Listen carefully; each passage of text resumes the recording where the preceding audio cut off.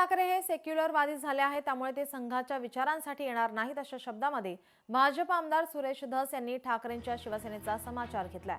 त्यांच्यासोबत बातचीत केली आमचे प्रतिनिधी चेतन नावरे यांनी।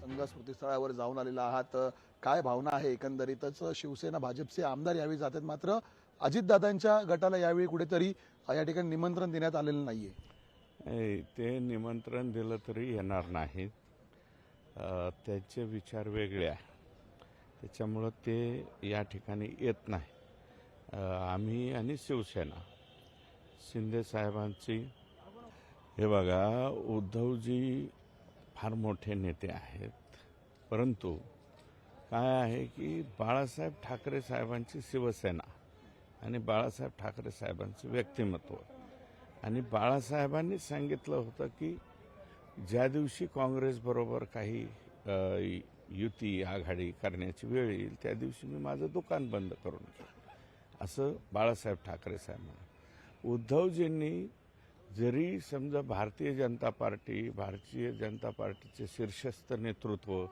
यांच्यावरती टीका केल्या तोपर्यंत ठीक होतं, परंतु नंतर ते संघावरती बी टीका करायला लागली, आणि ज्यावेळेस संघावरती टीका करायला लागले त्यावेळेसपासून त्यांची जी आहे ती मोठ्या प्रमाणावरती पिछेहाट सुरू झाली असं म्हणता येईल।